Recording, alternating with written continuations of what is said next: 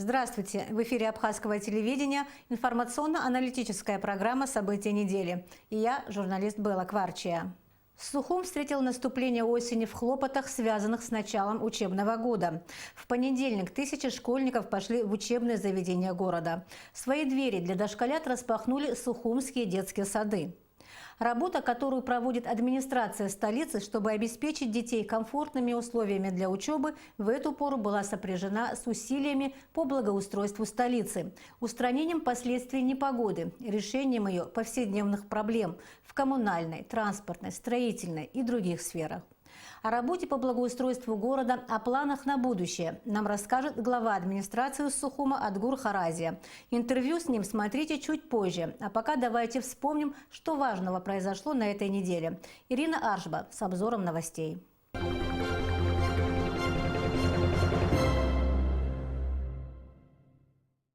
4 сентября во всех школах Абхазии начался новый учебный год. 2938 ребятишек пошли в этом году в первый класс. 156 школ открыли свои двери, в них работает более 3800 учителей. Всего в республике 59 абхазских, 46 русских, 25 армянских, 15 абхазо-русских и 11 с грузинским языком обучения школ. Количество учащихся около 27 тысяч человек. После реконструкции открылась Сухумская школа номер 3 имени Юрия Воронова. Идут ремонтные работы в школе села Лыхны Гудаутского района, в Гудаутской городской школе номер 3. Начались работы по строительству школы в селе Тхина Ачимчирского района. До конца сентября планируется открыть 4 детских сада, 2 в Гудауте, 1 в Тхорчале и 1 в Гудрипском районе. Заканчиваются работы по оснащению детского сада в Пицунде. Президент Рауль Хаджимба провел совещание с представителями судебной власти страны. В нем приняли участие председатель Верховного суда Зураба Гумава, председатель арбитражного суда Фатима Квициния, судьи Верховного и военного судов, председатели районных и городских судов. Как подчеркнул в ходе совещания Рауль Хаджимба, решения, принимаемые органами судебной власти, должны соответствовать интересам государства. Глава государства очень жестко раскритиковал работу судов всех инстанций. По словам президента, они выходят за рамки своих полномочий, а прокуратура слабо надзирает за происходящим. Если органы судебной власти не хотят работать на благо государства, в интересах государства и от имени государства, необходимо принимать решения, уверен президент. Рауль Хаджимба дал поручение своей администрации изучить ситуацию. Глава государства попросил включиться в работу и парламентариев. В Казани прошла встреча министра экономики Республики Абхазия Адгура Арзанба с министром экономики Республики Татарстан Артемом Сдуновым. В ходе встречи, которая проходила в рамках правительственной программы инвестиций в человеческий капитал 2017, министр экономики Татарстана Артем Сдунов выразил готовность оказывать поддержку по всем перспективным направлениям взаимодействия. Данный этап программы предполагает посещение профильных министерств и ведомств Республики Татарстан с целью обмена опытом работы в экономической сфере. В этом году Академия наук Абхазии отмечает 20-летний юбилей. Распоряжением президента Рауля Хаджимба создана государственная комиссия по вопросам проведения праздничных мероприятий, приуроченных к этой знаменательной дате.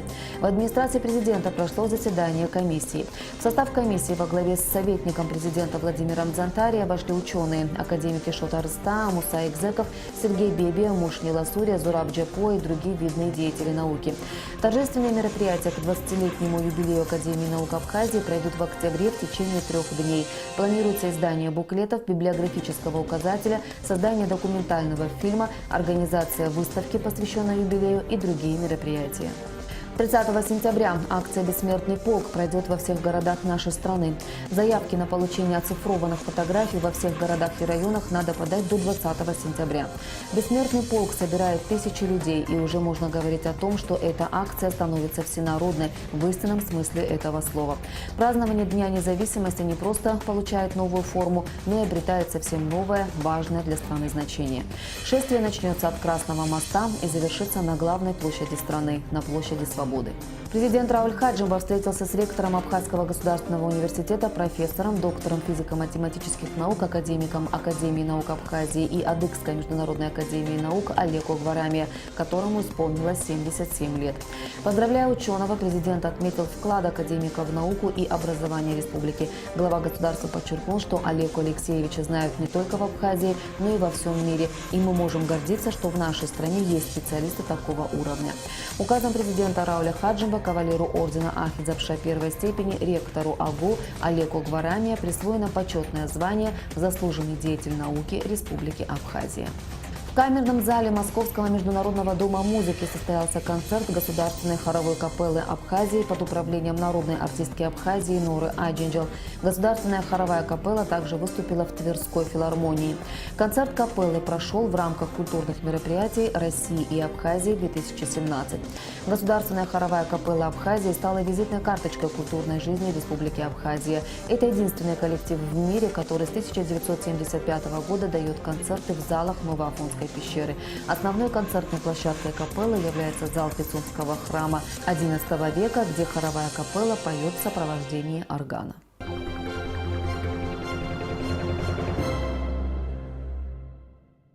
Это был краткий обзор событий уходящей недели. А сейчас вернемся к главной теме нашей программы – работе отдельных городских служб и в целом администрации столицы по содержанию и благоустройству города. Об актуальных проблемах столицы Абхазии в репортаже Елены Лолуа. Кризисное состояние жилищно-коммунального хозяйства – одна из острых проблем в Сухуми.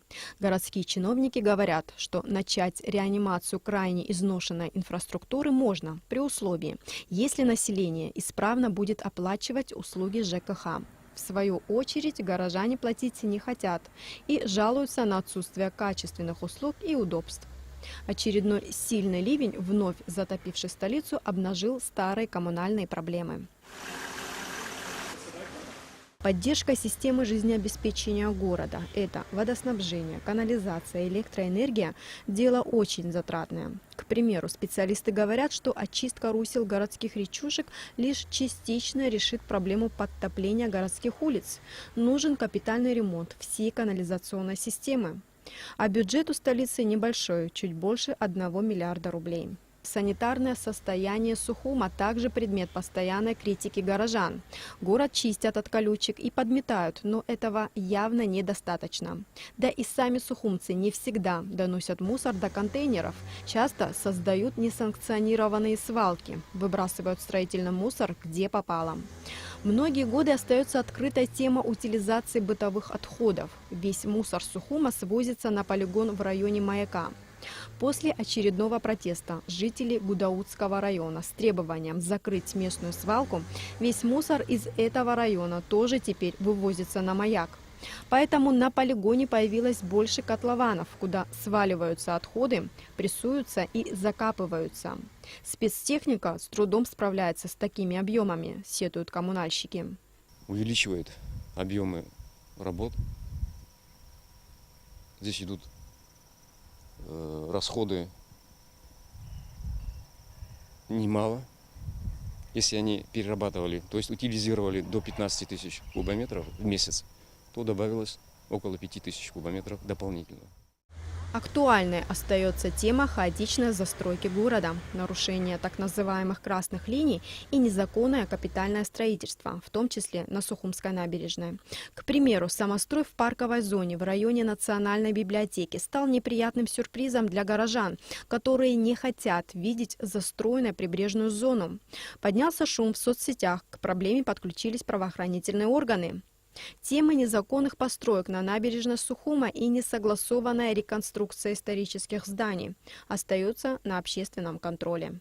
Городские дороги – объект язвительных выпадов автовладельцев в соцсетях. Водителям нужно сильно постараться, чтобы не угодить в очередную яму. Между тем, ремонт дорожного полотна настолько затратное дело, что у дорожников хватает денег лишь на ямочный ремонт. В прошлом году удалось изыскать средства и заасфальтировать часть одной из главных улиц столицы – Ардзинба, отремонтировать ливневые стоки и тротуары. В настоящее время прокладываются инженерные коммуникации на улице Имама Шамиля, после чего и эта улица будет покрыта асфальтом. Из-за масштабных работ пришлось на 2 недели приостановить движение троллейбусов по всем направлениям. Их заменили автобусами. Серьезных сбоев в работе общественного транспорта быть не должно, заверяют в мэрии. Городские дороги остаются небезопасными. За последние 6 дней в Сухуми зарегистрировано 5 автоаварий. Большинство на опасном перекрестке Арзымба и Леона. Всему виной неработающий светофор, поврежденный водителем лихачом. Деньги на ремонт администрация искала несколько дней. Светофор починили, но любители скоростной езды продолжают нестись на красный и не обращать внимания на дорожные знаки. Из позитивного. Городские власти вплотную занялись темой озеленения столицы. После очередного стихийного бедствия приходится убирать вырванные ураганом от 20 до 40 деревьев. Такими темпами лет так через 5 зеленых насаждений в городе и вовсе не останется, говорят с озабоченностью столичные чиновники. В администрации города будет подготовлен план озеленения города с учетом мнения экологов. Сухум некогда был признан самым чистым и зеленым городом в Советском Союзе. В 1950 году он получил в награду городские часы, установленные на здании администрации города. Сегодня мы вряд ли попадем в рейтинг самых чистых городов. Формирование экологически чистой и комфортной городской среды в руках каждого горожанина. Елена Лолуа для событий недели. Вот такую увидела ситуацию с благоустройством города наш корреспондент. Проблемы, о которых шла речь в репортаже, и то, как они решаются, мы обсудим с главой администрации Сухума Адгуром Харазия. Здравствуйте, Адгур Рафетович. Шибзевха, здравствуйте. Адгур Рафетович, все вопросы, которые касаются состояния нашей столицы, различных ее проблем, они насущны и актуальны. Но все-таки хотелось бы начать разговор с такой темы, с важной актуальной темы, как дороги. Эта тема всегда очень волнует горожан. Сейчас идет ремонт на улице Адыгейской, там прокладывают коммуникации, идет ремонт на улице Имама Шамиля. Я хочу спросить о сроках этих работ и что планируется дальше на этих улицах производить. После того, как коммуникации будут поменены, должен быть асфальт. Должны положить асфальт. Но по срокам, сроки зависят от того, как будут поступать деньги, и поэтому мне сложно говорить, тем более город напрямую не участвует в инвестпрограмме. Это проект инвестпрограммы. Да, инвестпрограммы, все работы делаются через УКС. Должны все коммуникации до конца года закончить и в следующем году положить асфальт. Но конкретно вот по месяцам, я думаю, что никто не сможет сказать. Это зависит от поступления денег. Ведутся ли аналогичные работы где-то в другом месте в городе, на других улицах? Нет, на других улицах таких капитальных работ нету, и в инвестпрограмме тоже ни одной другой улицы нету. Только вот эти 2 улицы попали в инвестпрограмму на ближайшие 3 года. Но город, конечно, постепенно, по мере возможности, будет заниматься этими вопросами. Но вся проблема в том, что в городе нет ни одной улицы, готовой к асфальтированию. Кусками, да, то там, то здесь сделаны коммуникации, где-то вода, где-то канализация. Но в полной мере, вот я уже говорил до этого в эфире, что от стадиона Республиканского до Джонуа, от Агумао до Джона, вот то, что город делал, там все поменяно, все коммуникации там поменяли. Все-таки у города цель сделать сперва основные работы, и у города, к сожалению, очень мало средств для того, чтобы заниматься такими работами. Надо учитывать, что при бюджете 1,084 миллиарда половина бюджета у нас идет только на образование. Только образование. В отличие от других районов, город – это единственная административная единица, где полностью все зарплаты и врачам, и учителям, и детским садам, все зарплаты выплачивают самостоятельно, без дотаций. Поэтому сложно, когда город берет на себя такую нагрузку, а это очень большие деньги. У нас 17 школ, 13 детских садов. У нас 6 медицинских учреждений, даже единственная глазная больница и единственная инфекционная, они городские почему-то, хотя обслуживать всю Абхазию. Получают зарплату из городского бюджета? Да, из городского бюджета город. Это и детская поликлиника, единственная в Абхазии, Ну, это и взрослая поликлиника. То есть город, и, ну, вторая больница, вы знаете, город несет на себя очень большую бюджетную нагрузку, поэтому нам почти невозможно изыскивать средства на другие работы, скажем так, второстепенные. Почему второстепенные? Потому что первая статья – это заработная плата. Мы обязаны обеспечить заработной платой всех бюджетников. Их у нас 8 тысяч. И могу сказать, что мы ни разу не задерживали эту зарплату. Потом надо учесть состояние наших школ, больниц, детских садов. Состояние очень плохое. То есть то, что происходит, ремонт не по инвестпрограмме, все несет на себе город, все затраты, да? Ну, я вам скажу, что по городу, по инвестпрограмме вообще мало что делается. Очень мало. Это если даже сравнить с другими районами, в городе делается, наверное, 5% того, что в других районах. К сожалению, почему так делается, я сказать не могу. Это не я решаю, это межправкомиссия решает. Города и районы в этом не участвуют. И поэтому, а сам город не может платить всем заработную плату, всем бюджетникам, проводить кое-какой ремонт. Вот сейчас только в этом году мы на 20 миллионов провели ремонт в 10-й школе. Это мы отремонтировали спортивный зал полностью, новый сделали, почти новый. Отремонтировали фельдшерский кабинет, чтобы все дети могли... Между прочим, в большинстве школ мы отремонтировали фельдшерские кабинеты, сделали физкабинет, химкабинет, новые сделали, актовый зал. И все классы провели косметический ремонт, поменяли все окна. Это на 4 миллиона 700 тысяч только окна поменяли. Это большие затратные вещи. Мы не можем не думать о своем поколении. Да, конечно, всем нам, и я водитель, мне приятно ездить по хорошей дороге, я это все прекрасно понимаю, но бросить школы и заниматься этим, я считаю, неправильно. Надо сперва здесь создать свое будущее, а наше будущее – это наши образованные дети. Поэтому мы, кроме ремонтных работ, ввели во всех школах шахматные кружки. Это тоже обходится нам определенные деньги.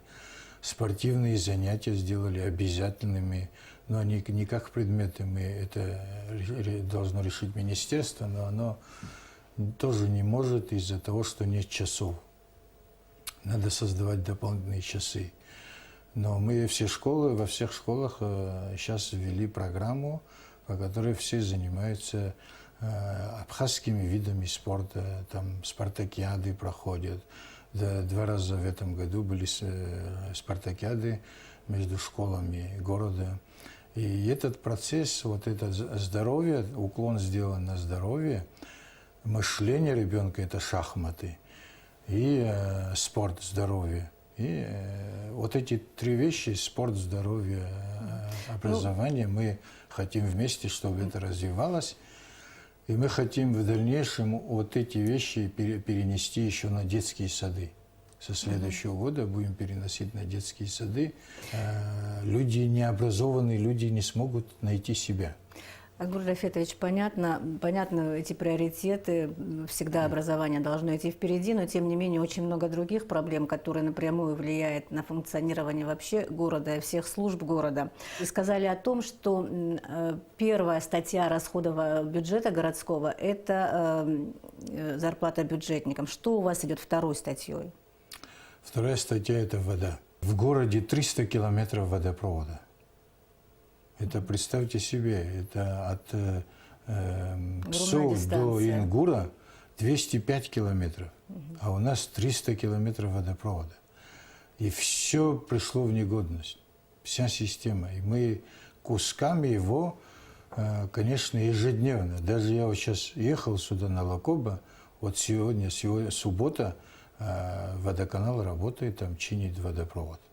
Понимаете? Каждый день идет работа, ремонтная работа. каждый день. Вы сказали, кусками приходится делать. Насколько это меняет общую картину и может хорошо сказываться на решении вообще этой проблемы с водой? Абсолютно не сказывается. Единственное, это необходимо, потому что людям нужна вода. Чтобы вода не остановилась, мы вынуждены вот такие латать вот эти дыры.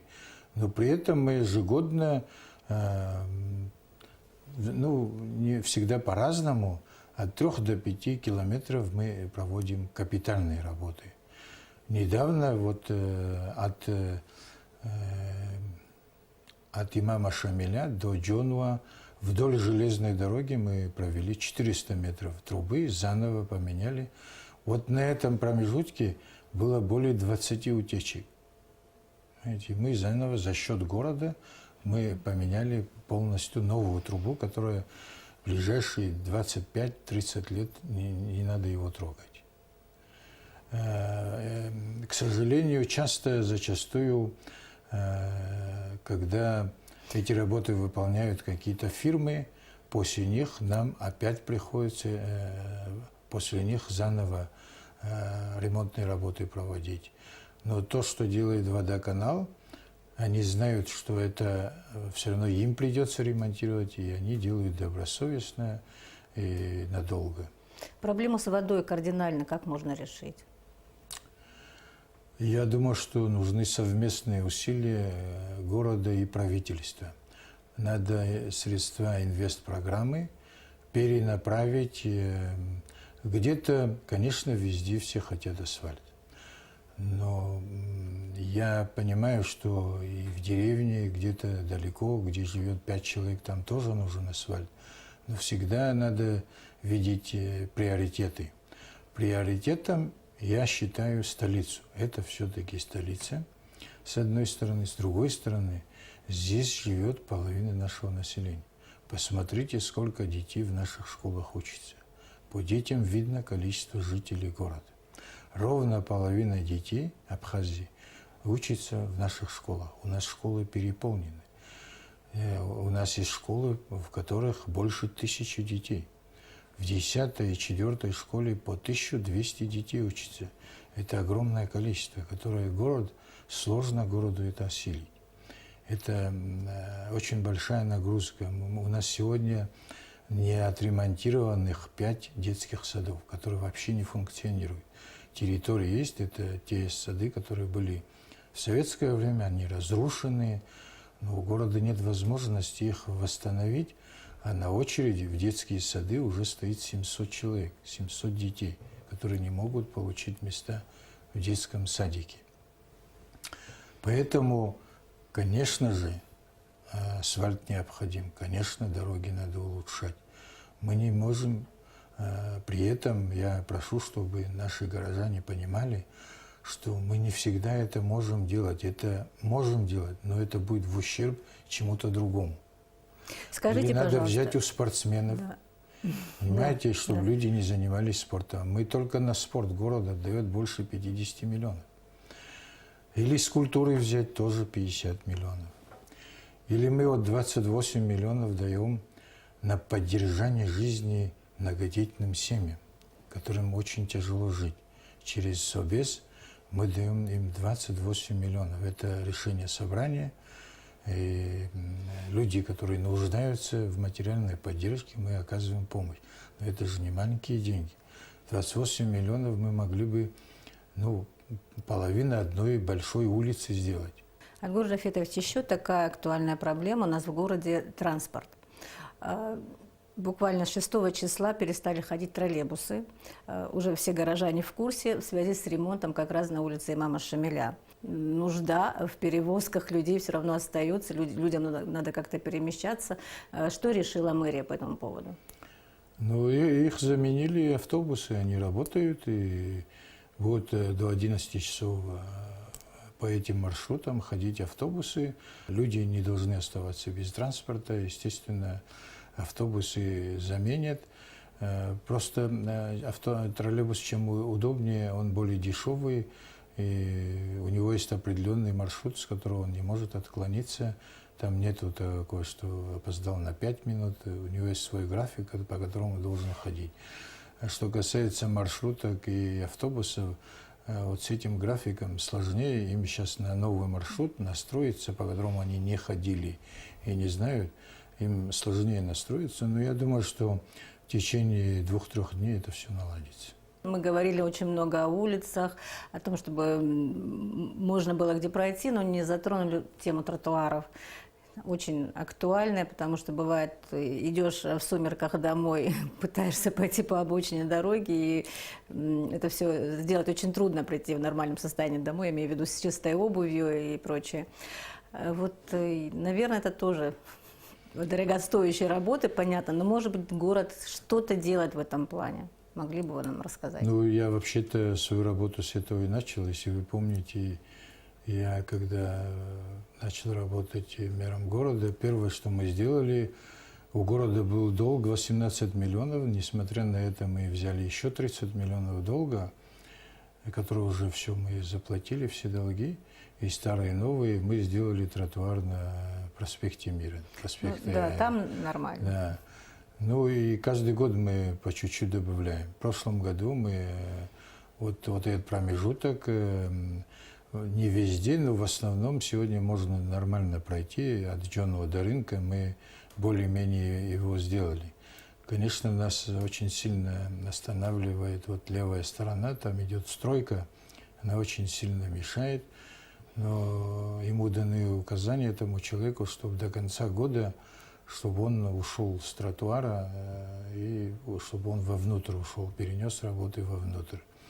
И я думаю, что в начале следующего года, при первой возможности, мы вот эту часть до рынка, и очень есть куски очень плохие на проспекте Аяйра, мы его должны продолжить. Хотя бы до рынка тоже, ну, до Сухум Прибора мы обязаны его сделать.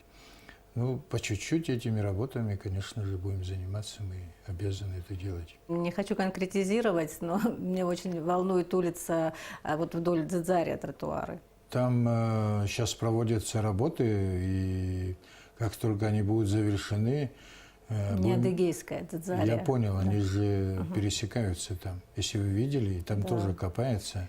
Дело в том, что вот сверху там, когда вода льется, она некуда ей уходить, поэтому там тоже проводится работа с тем, чтобы оттуда на Адзепш она стекалась. И когда она будет завершена, мы там тоже подумаем, что можно будет сделать. Ну, раз мы добрались поближе к Адыгейской, хотела спросить про этот дом. Дом номер 3 по улице Адыгейской, где жители остались без крыши в результате штормового ветра, который произошел 29 августа. Вот. И проблема эта, по-моему, никак не решается до сих пор, потому что люди попали в такие, знаете, межведомственные виллы, скажем так. Город говорит, что это не их проблема, потому что действительно дом не относится к городу, а относится к управлению железной дороги, у которой нет средств на данный момент. А вот что им делать? Город вообще в виде исключения что-то может делать вообще, в принципе?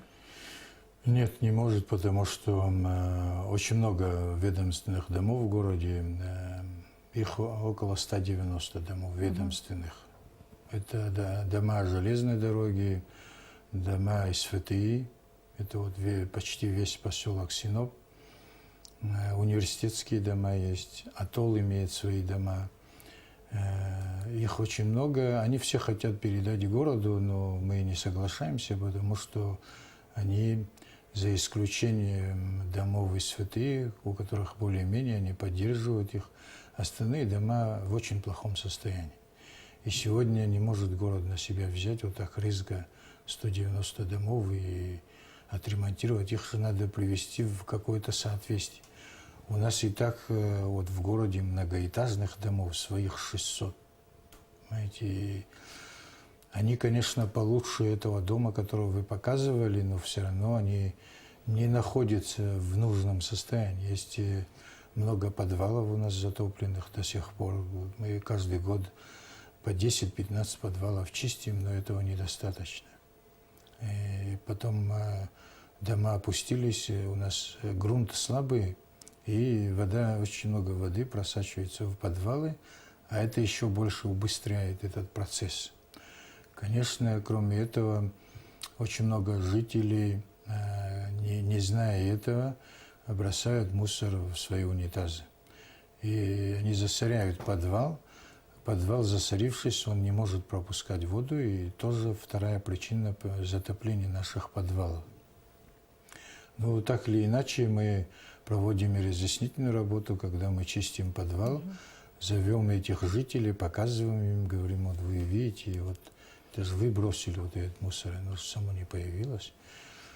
Но несмотря на это, бывает, что вот мы вот рядом с Кривым домом мы подвал почистили, через месяц опять заявление пишут население. Но я им сказал, минимум год я туда не подойду. Но ведомственные дома взять на себя город не потому, что не хочет, мы просто не можем осилить. Тогда о других домах. Дома, которые уже разрушаются, дома пустые, которые пустуют, не знаю, принадлежат они, скорее всего, там кому-то не принадлежат, с вросшими внутри деревьями и прочее, прочее. Действительно, это, когда люди приезжают, удручающее впечатление представляет это зрелище. Вот в связи с этим Сухум столица, да, лицо государства. И поэтому хотелось бы, чтобы все это выглядело не так, по крайней мере, чтобы не так бросалось в глаза, и что-то в этом плане делается городом. Ну, к сожалению, у нас в городе нет ни одного дома, даже многоэтажного, который кому-то не отдан. Знаете, все вот эти даже на кинопрокате вот видите, вы видите, там разрушенные дома стоят многоэтажные, они тоже принадлежат частным лицам. И это уже теперь только через суд можно решить вопрос, или у них надо забирать, или надо ставить вопрос о том, чтобы они то, что в договоре записано, чтобы это они выполнили. Снести, построить новый, где-то отремонтировать. Ну, что-то с этими домами надо Кто делать. эти вопросы должен ставить перед ними? Ну, должен город или прокуратура, или город.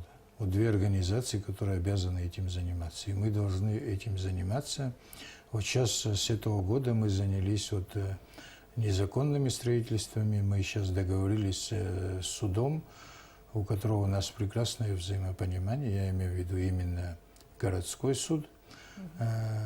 Общие юрисдикции, они откликаются на все наши просьбы, и мы договорились, что без нашего разрешения, чтобы ни одно здание, которое незаконно построено, чтобы никто не мог узаконить, чтобы в дальнейшем все должны знать, что ни один дом, который он построил незаконно, без документов, никто не будет узаконивать. Этот процесс, это первое, с чего мы начали. Я думаю, что дойдем мы вот и до таких домов. Мы должны их тоже заставить что-то делать. По поводу строительства в районе Республиканской, в направлении Маяка, как там дальше ситуация? Что там сейчас происходит? Ну, в свое время я давал разрешение фирме ОАО построить там кафе и маленьких два магазинчика по стандарту, соответствующему европейскому стандарту.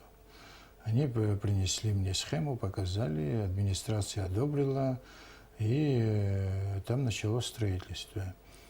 Я не знаю, почему так некоторые горожане реагируют на эти вещи. Но представьте себе, вот есть возле Дема, начиная от Дема, да не от Дема, начиная от Брехаловки, так называемой, да, до памятника неизвестному солдату. Вот эта территория никому не отдана, она вся, и все ее распределяет город. Теперь сравним ту часть, которую я отдал. Там двум фирмам пока отдали, не все, но определенную территорию я отдал двум фирмам. Эти фирмы на своей территории облагородили весь берег за свой счет. Почистили вот эти бордюры, покрасили. Они не просто сверху покрасили, они их сперва почистили, поменяли все плафоны, поменяли освещение. У них там все свое. Я вот специально ходил, несколько раз смотрел и сравнивал ту часть, которой сам город занимается, и ту часть, которая частниками. Вот этот кусок, который принадлежит частникам, ну это не частная собственность, а отданный им на 5 лет в аренду, она выглядит гораздо лучше, чем та часть, которая принадлежит городу. И я поставил условие нашему МУПу, что если они не исправят ситуацию, что я это тоже найду других, еще каких-то частников. Ко мне многие обращались, выберу наиболее подходящую фирму и передам и эту территорию тоже им, потому что частник знает, что он там заработает деньги и вкладывает, а город всегда ищет возможности с бюджета что-то взять, что-то сделать. Я думаю, что не всегда правильно все эти вещи делать на городские деньги. Во всем мире это делают частные организации. И я вот на днях был в Сочи, даже смотрел, думал, я больше 10 лет не был в Сочи. Ну, в аэропорту, да, бываю, но в самом Сочи больше 10 лет я не был. Я думал, там что-то поменялось. Точно так же в парках стоят и кафе, и... Сочи, конечно, преобразился Да. после Олимпиады, но в то же время не хотелось бы сильно быть на них похожими в каком-то плане. Но все равно как-то, каким-то образом надо осваивать. Другое дело, я противник того, чтобы если придет человек, там деревья вырубил и что-то сделал. Но если он вписался в картину существующую, природную картину, я думаю, ничего плохого здесь нету, если он там не барак какой-то строит, а строит помещение, так скажем, или там здание, которое соответствует тому виду, какой должен быть берег. Ну, там капитальная конструкция. Там временная конструкция, но она сделана в Москве, сборно-разборная. В любое время можно его демонтировать. Ее сделали, заказали в Москве, и привезли, и здесь устанавливают. Все отлично. Вот вы сказали о том, что не все должен на себе тянуть город, что если есть возможность где-то получить что-то от каких-то предприятий, от каких-то организаций, то это было бы неплохо.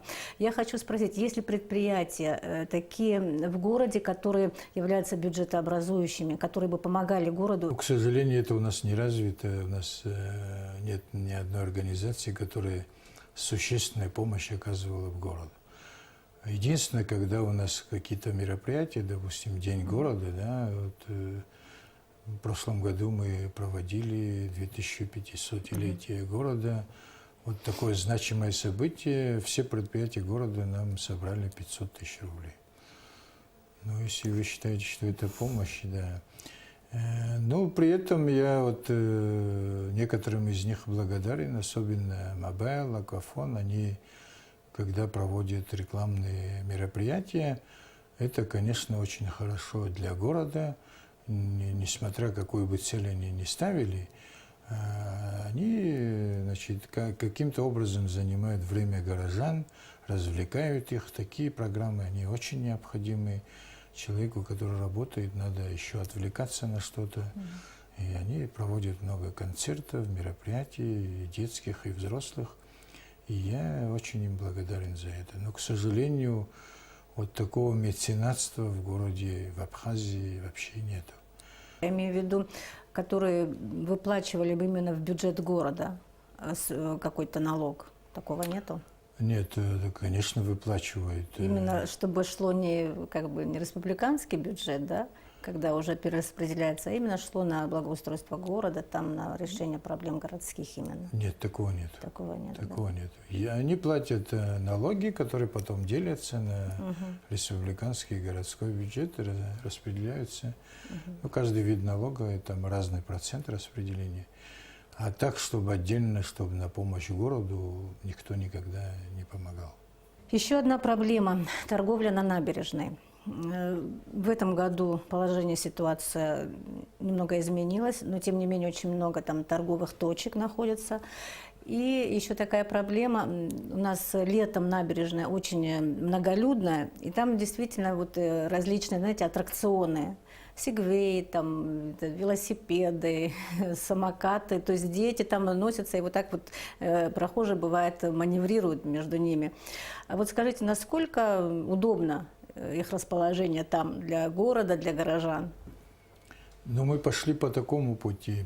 Изначально Я думал о том, что в связи с тем, что в городе много людей, которые материально нуждаются, я решил давать разрешение всем, кто что-то может делать. Но сейчас я вот получаю много писем, допустим, много жалоб по тому же поезду, который там ходит, там 2 поезда. Люди жалуются, что эти поезда зачастую бывает, что на ноги наступят, там мешают прохождению людей, или те же велосипеды. На следующий год мы уже в этом году займемся этим вопросом, с тем, чтобы на следующий год будем другие решения принимать. Сейчас пока говорить о них сложно, будем вообще их убирать или будем их количество сокращать. Но найдем какое-то на первое время половинчатое решение, я думаю, и посмотрим, будем экспериментировать. Но создавать проблемы для отдыхающих, я имею в виду отдыхающих не туристов, а весь город там отдыхает, выходит на берег, и создавать для них проблемы, я считаю, неправильно. Адгур Рафетович, тема благоустройства города очень тесно связана, вот, как мы говорили, с проблемой утилизации мусора, вывоза, утилизации мусора, плюс озеленения. Как решается проблема? Достаточно ли просто контейнеров? Но вы должны понимать, что у каждого дома невозможно контейнер поставить. Это нигде в мире нет такой практики. Но при этом количество мы увеличиваем, количество контейнеров каждый год мы увеличиваем. В этом году мы закупили около 100 контейнеров. Вот сейчас мы должны от правительства получить 90 еще контейнеров. И над этим идет работа. Все-таки пытаемся, несмотря на то, что есть определенное расстояние, на которых они должны стоять.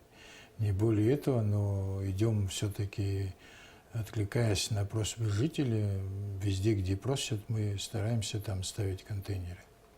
А утилизация как еще происходит? Ну, у нас есть, вы знаете, специально отведенное место, куда весь мусор свозится. Там у нас 3 техники постоянно работают. Это один экскаватор большой, мощный, гусеничный. Это не такой простой экскаватор, потому что простой туда и не заедет. И 2 бульдозера японских, тоже очень больших, которые делают ямы, 100-метровые ямы, и бросают мусор туда. И каждый день вот то, что мусор пришел, каждый день вот эти бульдозера они его разбрасывают и трамбуют. Трамбовка – это необходимый процесс, иначе начнется возгорание.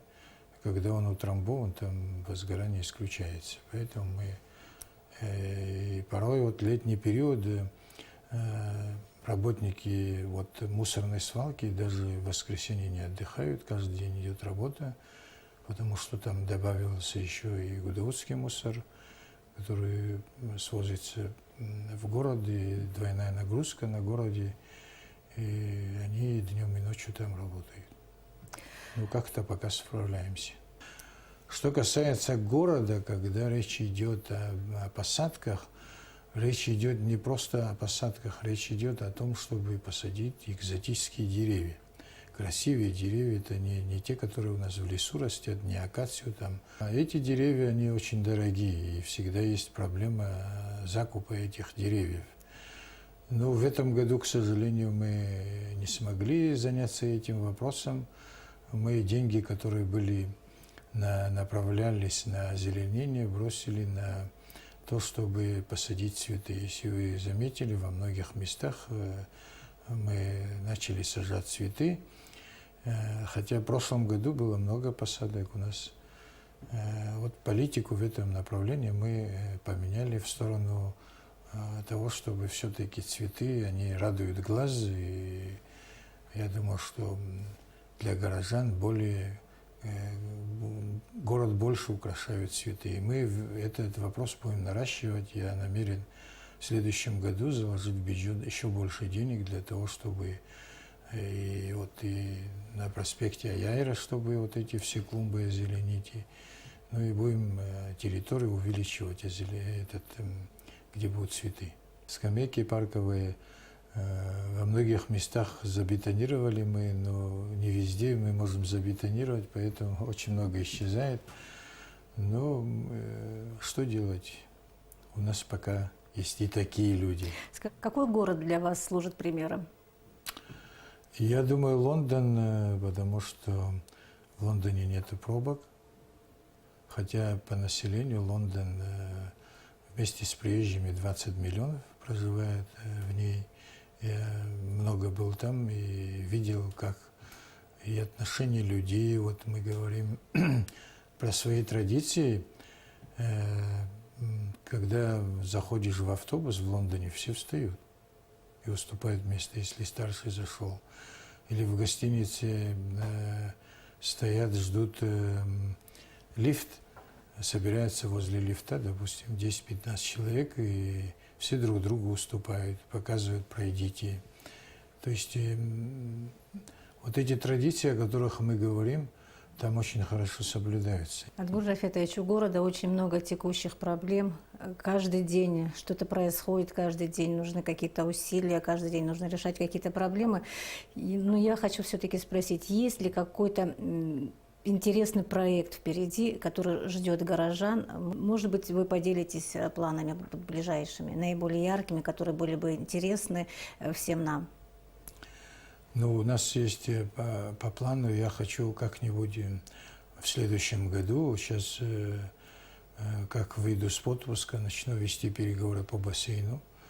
Нам надо, город не имеет бассейна, это очень важный фактор. Или человек, которому это поручили, он должен это сделать, или мы у него заберем. И город сам, мы предусмотрим в бюджете деньги, и до конца следующего года мы обязаны запустить бассейн.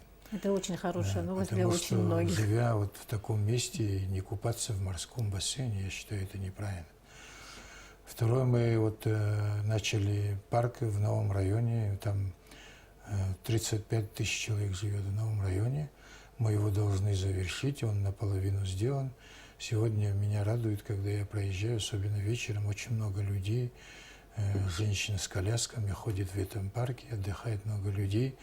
Но мы его еще не до конца завершили. Мы должны завершить вот этот парк с тем, чтобы там он в полной мере мог называться парком. И, конечно же, набережная меня очень беспокоит. Наша набережная, мы должны думать о том, чтобы набережная в полной мере соответствовала всем нормам, которые требует население.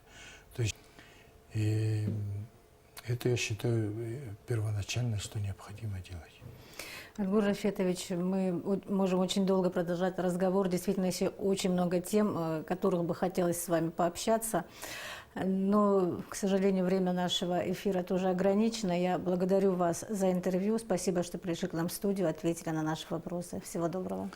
Спасибо вам большое. И тауп, обзиров захват, взялахак филат. Уважаемые телезрители, я напоминаю, что в студии событий недели был глава администрации Сухума Адгур Харазия, который рассказал нам о том, какая работа ведется городскими властями для решения злободневных вопросов жизнедеятельности столицы. Мы продолжаем выпуск к новостям субботы 9 сентября. По приглашению главы Кабардино-Балкарии президент Республики Абхазия Рауль Хаджимба и глава Кабардино-Балкарии Юрий Коков совершили прогулку по исторической улице Нальчика, улице Кабардинской. Также президент Республики Абхазия Рауль Хаджимба совместно с главой Кабардино-Балкарии Юрием Коковым и добровольцами, участвовавшими в Отечественной войне народа Абхазии 1992-1993 годов, а также их семьями возложили цветы к памятнику добровольцам из Кабардино-Балкарии, погибшим за свободу и независимость Республики Абхазия, который установлен на площади Абхазии в Нальчике. Об этом сообщает официальный сайт президента Абхазии. Рауль Хаджимба находится в Кабардино-Балкарии по приглашению главы республики Юрия Кокова для участия в торжественных мероприятиях по случаю празднования Дня государственности и 460-летия единения народов Кабардино-Балкарии и России. 9 сентября исполняется 75 лет со дня освобождения села Псху от немецко-фашистских захватчиков. В рамках празднования этой знаменательной даты в высокогорном селе прошел митинг, участие в котором приняла делегация из Сухума во главе с руководителем администрации президента Дауром Аршба. Местные жители, ветераны войны, представители общественности и власти возложили цветы к мемориалу защитникам Псху. Сегодня исполняется 75 лет со дня освобождения села Псху от фашистских захватчиков. Это событие положило начало разгрому фашистских войск в Абхазии в годы Великой Отечественной войны 1941-1945 годов. В августе 1942 года фашистские войска вторглись в пределы Абхазии. Были заняты Клухорский, Балрухский, Санчарские перевалы, а 27 августа высокогорное село Псху. 1 сентября 1942 года 46-я армия Закавказского фронта перешла в наступление, и первый бой с немецкими захватчиками в селе Псху приняли бойцы Гудаутского батальона. 9 сентября, после ожесточенных боев, стратегически важное село Псху было полностью освобождено. Немцы отошли на Санчарский перевал и заняли оборону. Только к концу 1942 года все перевалы были отвоеваны, и силы советской армии были брошены на освобождение Северного Кавказа. На перевалах Кавказа сложили свои головы тысячи воинов-освободителей. Вот уже 8-е десятилетие мы свято чтим память тех, кто защитил Абхазию, нашу общую родину, Советский Союз, от самого страшного зла 20 века. Мы узнали из материалов мемориала, что мой дядя похоронен на Псху, на тропе, которая идет в сторону Санчара перевала. Вот. Но возможности не было никогда сюда прийти. Раньше мы жили в Сухуме, а сейчас уехали, живем в России далеко. И приехав отдыхать, узнали, что здесь открыли мемориал новый, возлагали цветы. Ну, я связалась, просто попросила, чтобы рассказать, как, что, чего. И вот сын прислал мне фотографию нашего дяди, который погиб здесь.